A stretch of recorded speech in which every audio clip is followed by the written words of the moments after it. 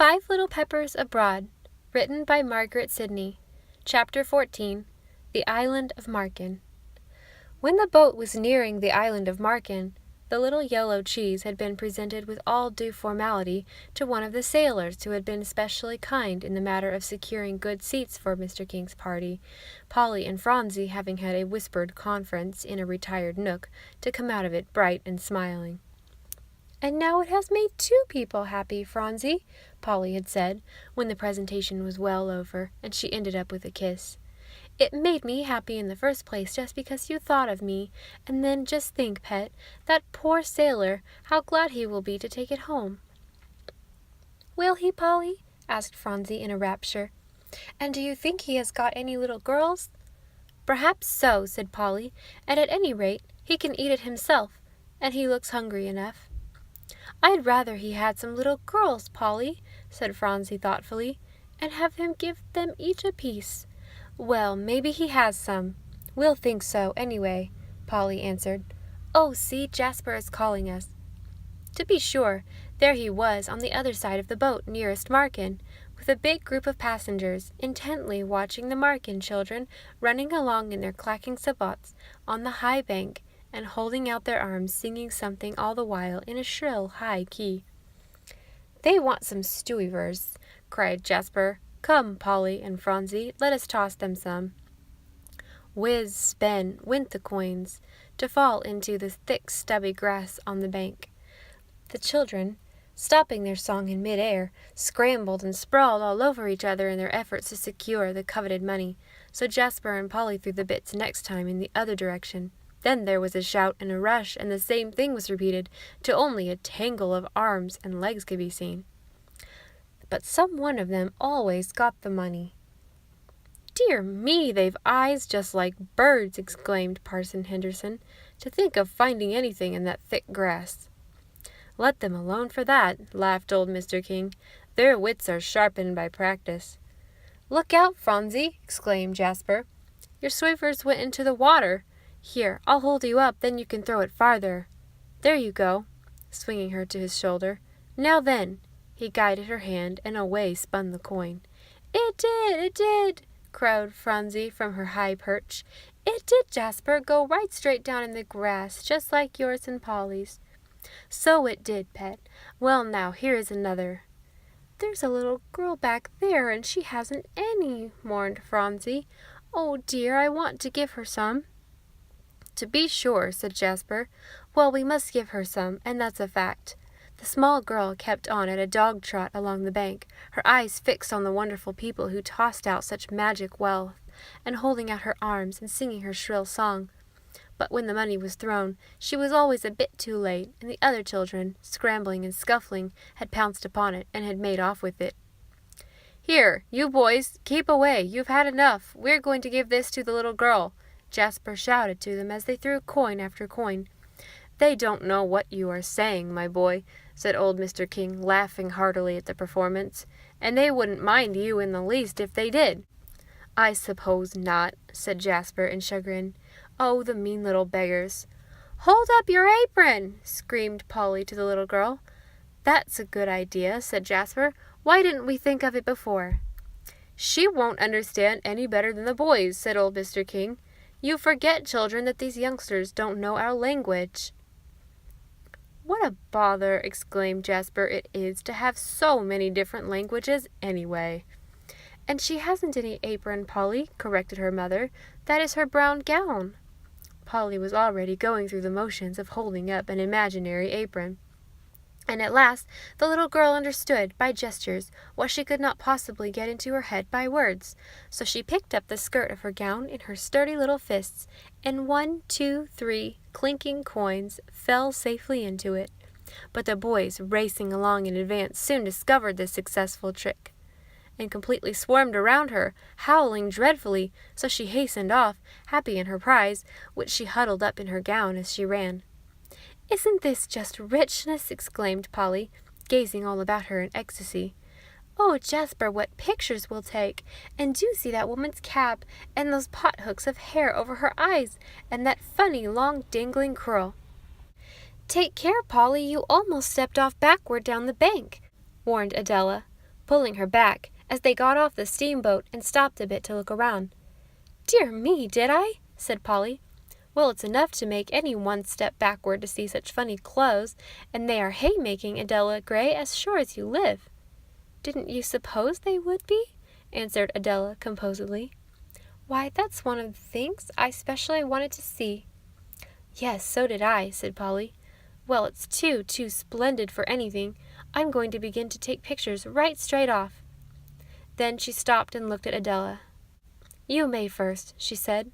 "No, I'm not going to," declared Adela. Yes, said Polly. "I'd rather you did first. I truly had, Adela." She ran after her, for Adela had retreated down the bank and made as if she were going to follow the party. "Now, Adela, be good and listen to reason." But Adela ran off. "Now that's too bad," mourned Polly, "for I'm afraid she'll keep away from me all the while we're on this island, and then I can't get a chance to give her my kodak at all." "She had it at the model farm," said Jasper, by way of comfort, for Polly's face fell. "Oh, that was nothing," said Polly. "Such a little bit of a while doesn't count." "Well, let us take pictures as fast as we can," suggested Jasper, "and then when we do come up with Adela, why, you'll have yours done." So Polly roused out of her dejection and set to work, and presently the haymakers and the Markin boys and girls, the funny little houses that looked as if they dropped down pell-mell from the clouds and settled where they had dropped, the high ridges along which the men and boys, walking in their full baggy trousers, looked as if they were blown up, and formed a Dutch perspective perfectly awful.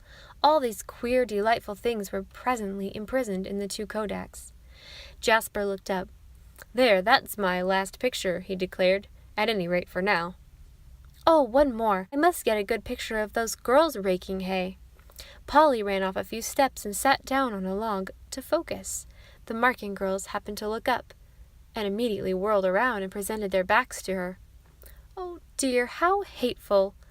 she exclaimed. "That would have been a splendid picture." "Never mind," said Jasper. "You can catch them unawares and have another try at them." "Not so good as that," said Polly sorrowfully. "Well, it can't be helped." So she was just going to get up from her log when the girls, thinking from her attitude that she had given up the idea of taking a picture of them, turned back to their work. As quick as a flash, Polly focused again and was just touching the button, when a hand came in front of her kodak, and she saw the grinning face of a Markin girl under its pothook of hair, and with a long dangling curl on one side, close to her own. "Too late!" exclaimed Polly. "And don't you ever do that again." And the hand was withdrawn, and the girl clattered off as fast as she could run in her wooden shoes. "I got them," said Polly, running back in triumph to Jasper. "Yes, and I took a picture of the saucy girl while she was trying to stop yours," said Jasper, "so she didn't do much harm after all. Oh, here is a splendid group. See them standing by that old tumble-down house, Polly," he added excitedly. "I thought you had taken your last picture, Jasper," said Polly, bursting into a laugh. "Well, I had then, but I've begun again," said Jasper recklessly. He walked up to the group and held out his hand, then pointed to his kodak. They smiled and nodded, showing all their teeth, and the mother took the littlest baby, for there seemed to be a very generous number of the smaller members of the family, and sat down with it in her lap on the rickety step. Then they all drew up, stiff as sticks, and didn't even wink. "That's capital," said Jasper in huge satisfaction, pouring the coins into the mother's lap, where they rolled underneath the fat baby. Polly and he hurried on. "Oh, Polly, I'm so very glad you've come," said Phronsie, as Polly and Jasper ran up to a doorway through which they could see their party. Phronsie stood just inside, and appeared to be watching for them. "There's a woman here who has been showing us things." There was Mrs. Fisher by the tiny window, bending over an old woman who had spread out her lap some white embroidered garments, while a young woman hovered near, smiling and brushing. There was Mrs. Fisher up by the tiny window, bending over an old woman who had spread out in her lap some white embroidered garments, while a young woman hovered near, smiling and blushing, and very happy at all this notice, and the rest of the party crowded up as close as they could. "They are her daughter's wedding clothes," said Mrs. Fisher, "I do believe," for the old woman was working fearfully hard to make them understand, and pointing first to the white garments and then to the young woman. Wedding clothes? Asked Mrs. Fisher, speaking very slowly. The old woman seemed to understand the one word wedding, for she nodded furiously and smiled, well pleased, and then devoted her whole time and energy to the display of the garments, and she even laughed aloud when old Mr. King put some coins in her hard hand. Polly took the time to study her headgear. I think there is a round board under the cap, she confided to Jasper when once out of doors.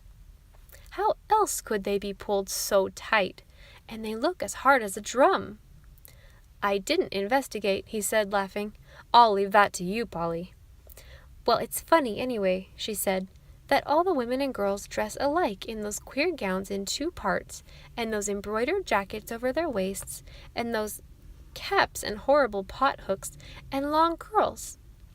It's well that we've got so many pictures, for the people at home would never believe our stories without them. And these houses, continued Polly, squinting up at a crooked row, all colors, green stripes and black stripes, and oh dear me, Jasper King, just look at Phronsie. Jasper followed the direction of Polly's finger. There sat Phronsie on a grassy bank a little above them, with one of the fattest Marken babies in her lap. A variegated group of natives was nearby, watching her intently, but Phronsie didn't appear to notice them. Polly, I wish we had a baby just like this, sighed Phronsie, giving motherly pats to the stout little legs dangling down from her lap. Come, children, Grandpapa emerged from the little old house. We must hurry on, else we shan't get through this island. Come, Phronsie, goodness me, as he saw how she was occupied. May I carry her? Begged Phronsie, staggering to her feet. She's mine, and dragging the Marken baby up with her. Goodness me, no, child, exclaimed Grandpapa in horror. Put her down, Phronsie, she's ever so much too heavy for you, dear. He put forth a protesting hand, but the tears ran down Phronsie's cheeks and fell on the baby's stiff white cap. At that, old Mr. King was quite gone in despair. Phronsie, Polly bent over and whispered close to the wet little cheek. Don't you see, Grandpapa is feeling badly. I'm afraid he will be sick, Phronsie, if he is unhappy. Phronsie dropped the pudgy little hand and threw herself into old Mr. King's arms. Don't be sick, Grandpapa, she wailed, struggling with her tears. I'd rather not have my baby, please. I don't want her. Please be all well, Grandpapa dear.